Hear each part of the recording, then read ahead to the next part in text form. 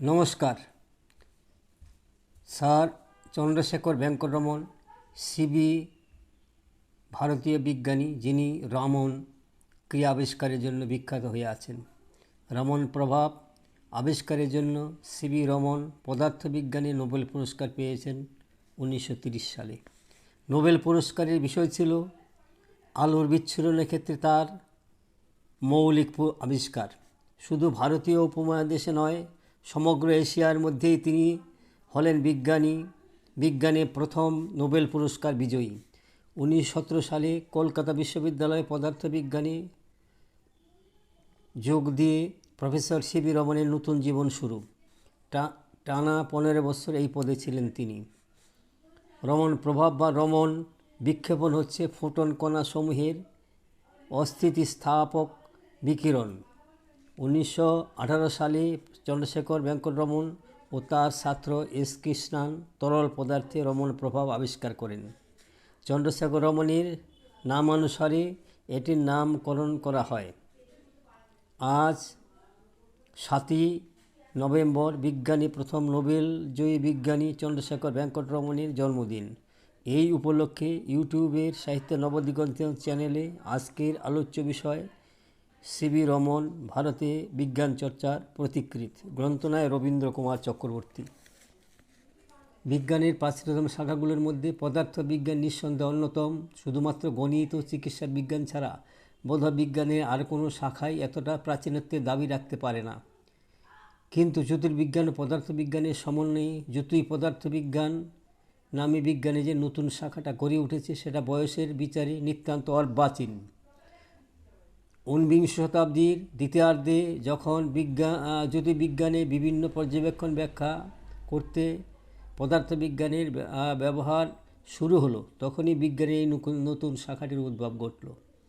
আধুনিক পদার্থবিজ্ঞান চর্চার গোড়াপত্তন আমাদের দেশে কীভাবে হলো বা বিজ্ঞানে আমাদের দেশে প্রথম নোবেল পুরস্কার এলো, তার সংক্ষিপ্ত বিবরণ দেওয়াই এই ভিডিওটির প্রধান উদ্দেশ্য। 19 শতকের বাংলা ভারতীয় ইতিহাসে এক স্পর্ধিত ব্যতিক্রমী দৃষ্টান্ত রয়েছে। যে নামেই পরিচিত হোক না কেন, এই নবজাগরণ আমাদের স্নায়ু সীমাবদ্ধ ঐতিহ্য লালিত সমাজে প্রবল ও ব্যাপক তরঙ্গের সৃষ্টি করেছিল। চিন্তা ও মননের ক্ষেত্রে এক অনন্য উদ্দীপনা সৃষ্টি করতে পেরেছিল। পাশ্চাত্য প্রভাবের ইতিবাচক দিকগুলিকে কোনোভাবেই অস্বীকার করার উপায় নেই। বিজ্ঞান শিক্ষা, ইতিহাস চেতনা, যুক্তিসিদ্ধ মূল্যবোধ, স্বদেশ ভাবনা, উদার মানবিকতা, মনুষ্যত্বের জয়গাথা, পাশ্চাত্য দর্শনের প্রসার প্রভৃতি সেদিনের সমাজে এক নতুন দিগন্তের সূচনা করেছিল। সেই সঙ্গে যুক্ত হয়েছিল আত্মানুসন্ধান, প্রাচ্যের ভাববাদী ও লোকায়ত দর্শনের চর্চা এবং ঐতিহ্যের প্রতি শ্রদ্ধাবোধ। এই দ্বৈত মহান ভাবনা ও কর্মের মিলনে 19 শতকের নবজাগরণে এক সীমাবদ্ধ সত্যও সার্থক হয়েছিল। এই মানবিক ও মানসিক সেতুবন্ধন ও উদ্দীপনের ফলে সেদিন অসংখ্য সমাজ মনস্ক, বলিষ্ঠ, দৃঢ়চেতা, উদ্দীপ্ত মহান ব্যক্তিত্বের আবির্ভাব ঘটেছিল। এইসব প্রণম্য মানুষের একজন হলেন বিজ্ঞানে প্রথম নোবেলজয়ী বিজ্ঞানী চন্দ্রশেখর রমন। 1888 সালের 7 নভেম্বর তামিলনাড়ুর তিরুচিরাপল্লীতে জন্মগ্রহণ করেন। তখন অবশ্য তামিলনাড়ুর নাম ছিল মাদ্রাজ, আর তিরুচিরাপল্লীর নাম ছিল ত্রিচুনপল্লী। তার বাবা চন্দ্রশেখর আইয়ার, মাতা পার্বতী আম্বাল। চন্দ্রশেখর আইয়ার একজন দরিদ্র কৃষক, কিন্তু সেই কাজ ছেড়ে দিয়ে তিনি একসময় গণিতের অধ্যাপক পর্যন্ত হয়েছিলেন। পড়াশোনার প্রতি তার এই আগ্রহ তার ছেলের মধ্যেও দেখা গিয়েছিল। ছেলেবেলা থেকেই রমন খুব মেধাবী ছাত্র ছিলেন। মাত্র 13 বছর বয়সে 1902 সালে তিনি FA পরীক্ষায় পাশ করে মাদ্রাজ প্রেসিডেন্সি কলেজে ভর্তি হন। এখান থেকে BA এবং পদার্থবিদ্যায় MA পরীক্ষায় প্রথম হয়েছিলেন তিনি। তারপর সর্বভারতীয় অডিট পরীক্ষায় বসেন। এই পরীক্ষাতেও তিনি সারা ভারতবর্ষের মধ্যে প্রথম হয়েছিলেন। 1960 সালে ডেপুটি অ্যাকাউন্ট জেনারেল হয়ে রামন কলকাতায় আসেন। তখন তার বয়স মাত্র 20 বছর। এই বয়সে রামনের জীবনটা একটু একটু করে বদলে যেতে থাকে। রামন সরকারি চাকরি করলে কি হবে? তিনি কিন্তু মনে প্রাণে বিজ্ঞানকে ভালোবাসতেন। কাজের অবসরে তিনি বিজ্ঞান নিয়ে ভাবনা চিন্তা করতেন। রামন যখন কলকাতায় সরকারি চাকরি করতেন, তখন কলকাতায় বিজ্ঞান নিয়ে গবেষণা করার জন্য একটা গবেষণা কেন্দ্র ছিল, যার নাম ছিল association for the cultivation of science. আমাদের অনেক গবেষকরাই এই সময়ে ওই গবেষণা কেন্দ্রের সঙ্গে যুক্ত ছিলেন। রামনও প্রায়ই সেখানে আসতে লাগলেন। একটা সময় এমন হলো যে চাকরির সময়টুকু ছাড়া অন্য সময় তিনি গবেষণা কেন্দ্রেই কাটাতেন। এই সময় বেশ কিছু গবেষণার কথা প্রকাশিত হয়েছিল। তখন স্যার আশুতোষ মুখোপাধ্যায়ের চেষ্টায় কলকাতা বিশ্ববিদ্যালয়ের পদার্থবিদ্যার পঠন পাঠন শুরু হয়েছে। স্যার আশুতোষের অনুরোধে রামন কলকাতা বিশ্ববিদ্যালয়ের পদার্থবিদ্যার অধ্যাপক হিসাবে যোগ দেন।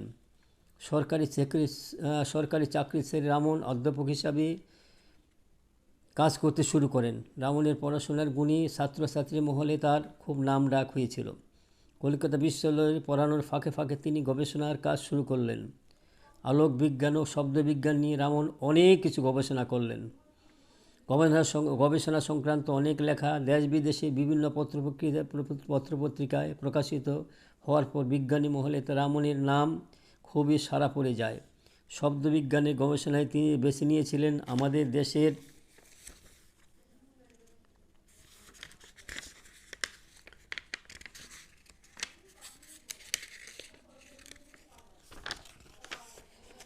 দেশের বাদ্যযন্ত্রকে। আমাদের দেশের বাদ্যযন্ত্রের আওয়াজ নিয়ে একটা যন্ত্রের এক এক রকমের আওয়াজ তিনি অনেক রকমের গবেষণা করেছিলেন। 1960 সাল থেকে 1933 সাল পর্যন্ত তিনি কলকাতায় ছিলেন। 1921 সালে জাহাজে চড়ে ইউরোপে যাচ্ছিলেন রামন। সেই সময় সমুদ্রের নীল জলের সৌন্দর্য দেখে তিনি তার চোখ ফেরাতে পারছিলেন না। এমন সময় তার হঠাৎ মনে হলো, সমুদ্রের জল এরকম নীল কেন? একই সঙ্গে তার মনে হলো আকাশের রঙও নীল। তাহলে সমুদ্রের রঙ কি একই কারণে নীল? এই সময়কার বিজ্ঞানীদের অবশ্য সেই রকম ধারণাই ছিল, কিন্তু রামন সেই ব্যাখ্যায় যেন খুশি থাকতে পারলেন না। দেশে ফিরে এসে রামন এই বিষয়টি নিয়ে গবেষণা শুরু করলেন। সবাই জানে কোনো বস্তুর উপর আলোক রশ্মি পড়লে কোনো রশ্মি শোষিত হয়, আবার কোনোটা ছড়িয়ে পড়ে। যে রঙ বেশি ছড়িয়ে পড়ে আমরা সেই রঙটাই দেখতে পাই। এই ব্যাপারটা বোঝার জন্য রামন একটা বর্ণালী বীক্ষণ যন্ত্র তৈরি করলেন। তারপর শুরু করলেন গবেষণা। অবশেষে 1928 সালে রামন আবিষ্কার করলেন সমুদ্রের জলের রঙ কেন নীল। ব্যাপারটা খুব একটা সহজ ছিল না। এই আবিষ্কারের পেছনে আছে অণুর তত্ত্ব, তরঙ্গ দৈর্ঘ্যের তত্ত্ব। রামনের এই আবিষ্কারের ফলে বিজ্ঞানীদের অনেক দিনের একটা ভুল ধারণা দূর হলো। রামনের এই আবিষ্কারের নাম হলো রামন এফেক্ট। শুধু সমুদ্রের জলের ব্যাপার নয়, আলোক বিজ্ঞানীর নানা দিকে রামনের আবিষ্কারের কাজ লাগিয়ে অনেক কিছু করা হয়েছে। এই আবিষ্কারের জন্য সিভি রামন 1930 সালে নোবেল পুরস্কার পান।